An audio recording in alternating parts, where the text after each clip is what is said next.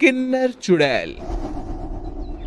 गोरखपुर नाम का एक गांव हुआ करता था। उस गांव में ज्यादा लोग नहीं रहते थे।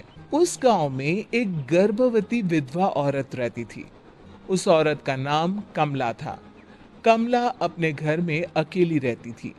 उसके पति की सारी जायदाद उसके नाम हो गई थी, पर सभी गांव वाले उस औरत को मनहूस औरत समझा करते थे और सभी उससे नफरत किया करते थे।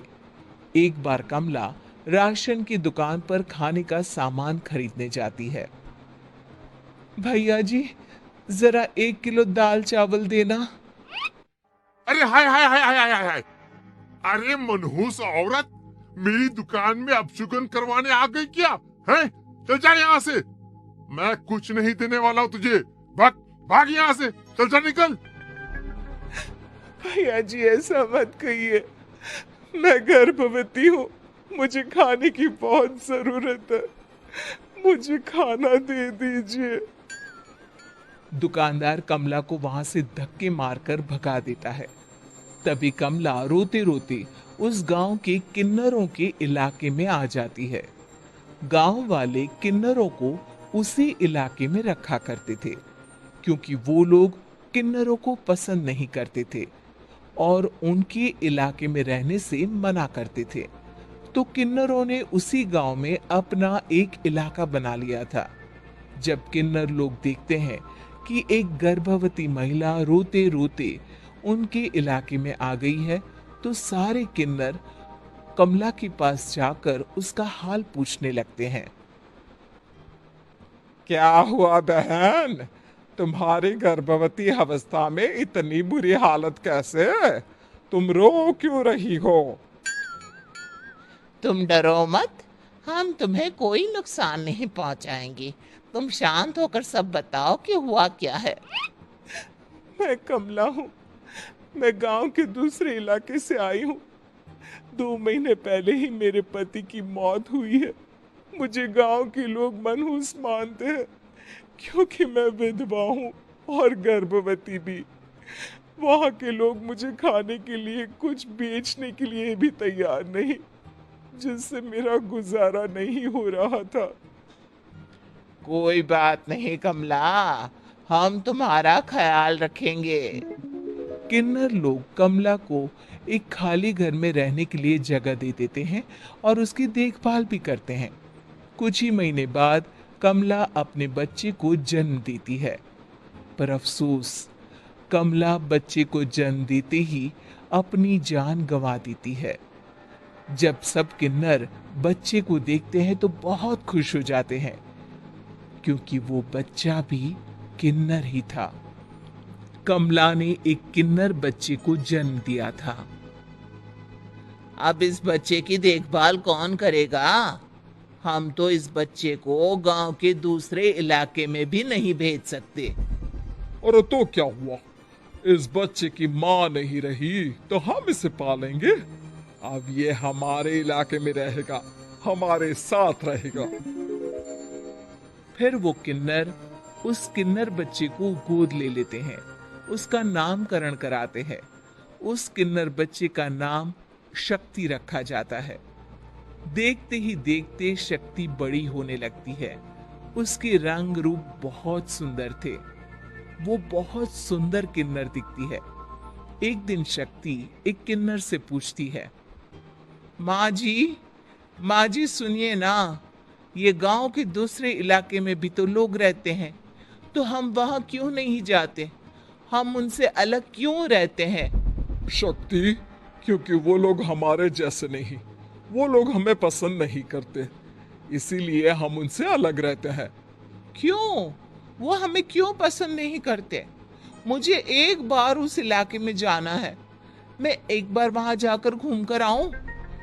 शक्ति, खबरदार, जो तू उस इलाके में कभी भी गई तो अपनी जान नहीं गंवाना चाहती तो उस इलाके में कभी कदम भी नहीं रखेगी, समझी?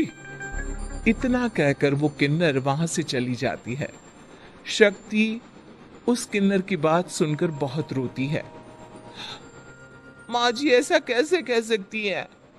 उन्होंने इतनी सी बात के लिए मुझे इतना डांटा। अब तो मैं उस इलाके में जरूर जाऊंगी।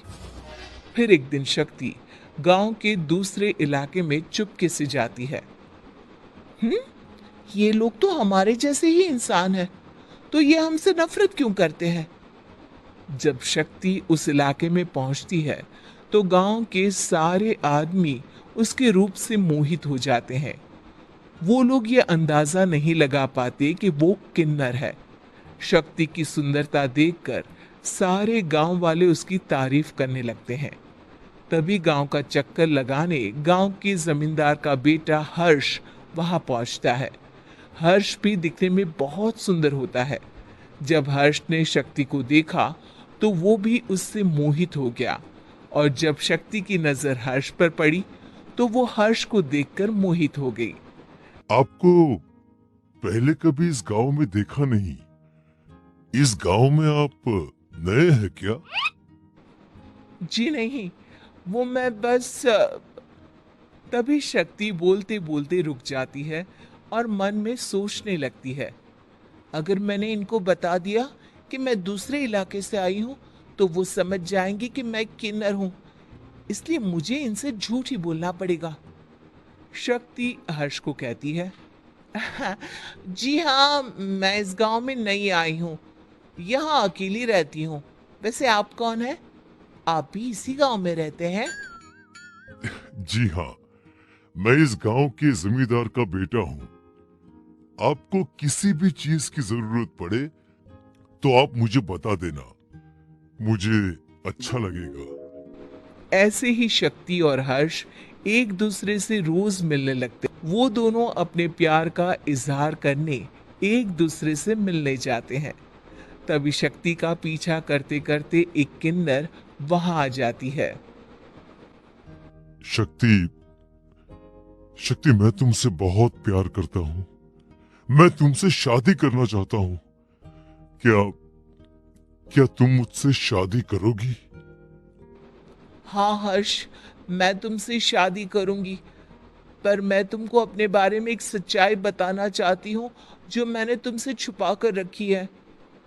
तभी उनके बीच में ही वो किन्नर आ जाती है। शक्ति, तेरी हिम्मत कैसे हुई ऐसा करने की? वो किन्नर शक्ति को खींचकर गांव के जमींदार के पास ले जाती है। हर्ष भी वहां शक्ति को बचाने के लिए पहुंच जाता है। जमींदार शक्ति और हर्ष के प्यार के बारे में सुनकर गुस्से में आ जाता है और शक्ति को गांव के बाहर निकालने की सजा देता है। शक्ति ये बात सहन नहीं कर पाती और कुएं में कूदकर अपनी जान दे देती है। जमींदार हर्ष की शादी गांव की एक लड़की से करवा देता है, पर हर्ष इस शादी से खुश नहीं होता। शक्ति अपना बदला लेने के लिए मरने के बाद किन्नर चुड़ैल बन जाती है।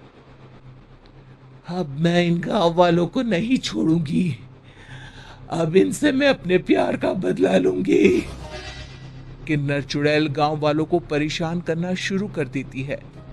एक बार वो रात को गांव के खेतों में पहुंच जाती है और वहां आग लगा देती है।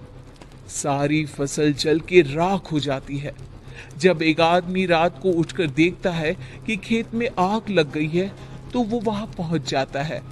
वो देखता है कि खेतों के बीचों बीच एक किन्नर चुड़ैल खड़ी है और वहां खड़े होकर ताली बजा रही है। गांव वाला किन्नर चुड़ैल को देखकर बेहोश हो जाता है। जब सुबह उस आदमी को होश आता है तो वो सीधा जमींदार के पास जाता है। अरे जमींदार साहब, अरे वो किन्नर चुड़ैल ने मेरी सारी फसल जला दी। अब मैं क्या करूंगा? क्या होगा मेरा? जमींदार चुड़ैल किन्नर का नाम सुनते ही सब कुछ समझ जाता है। अब वो बहुत डर जाता है। उसी रात को जब जमींदार डर के मारे अपने कमरे में सो नहीं पाता, तभी वहां अचानक से किन्नर चुड़ैल आ जाती है। किन्नर चुड़ैल जोर जोर से जमींदार के आगे खड़ी होकर हंसने लगती है और ताली बजाने लगती है। जमींदार उस डरावनी किन्नर चुड़ैल को देखकर बहुत डर जाता है। तूने मेरे साथ बहुत बुरा किया, अब मैं तुझे जान से मार दूंगी। नहीं नहीं नहीं नहीं नहीं, मुझे माफ कर दो मुझे, मुझे मत मारो। मैं कभी ऐसा दोबारा नहीं करूंगा। अब तुम जो बोलोगी वही मैं करूंगा। ठीक है, मैं चाहती हूँ कि किन्नर इलाका गांव के इलाके से जुड़े और गांव का कोई भी आदमी किन्नर समाज से द्वेष ना करे, उससे नफरत ना करे, नहीं तो मैं सारे गांव को मार दूंगी। और तुम गांव में एक नया कानून बनाओ कि अगर किसी ने भी किन्नर समाज को हानि पहुंचाने की कोशिश भी करी या इनसे भेदभाव करने की भी कोशिश करी तो उनको कड़ी से कड़ी सजा मिलेगी। हाँ हाँ हाँ हाँ, मैं ऐसा ही करूंगा। तुम जो बोलोगी वो मैं करूंगा, पर मुझे जाने दो प्लीज। तब वो किन्नर चुड़ैल वहां से चली जाती है। गांव का जमींदार किन्नर चुड़ैल का कहा मानते हुए दोनों इलाकों को एक कर देता है और नया कानून भी लागू कर देता है। तब से वहां किन्नर समाज और बाकी गांव वाले शांतिपूर्वक रहने लगते हैं।